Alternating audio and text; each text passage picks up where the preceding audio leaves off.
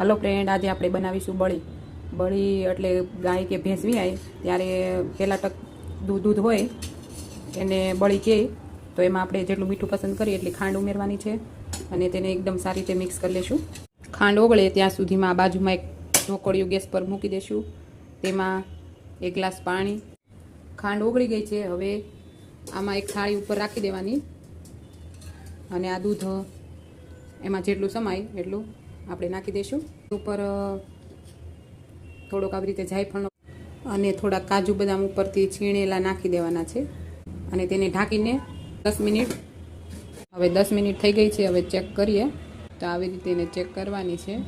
બનીને તૈયાર છે બળી. હવે એને ઠંડી આવી રીતે ઠરે પછી એના ટુકડા કરી લેવાના છે. તો બનીને તૈયાર છે બળી. અને કોઈ ઢોકળા બળી પણ કહે છે. ઢોકળા ટાઈપ બને એટલે એકદમ ખાવામાં એકદમ પોચી અને એકદમ નરમ હોય છે અને આપણી હેલ્થ માટે પણ એકદમ સારી છે.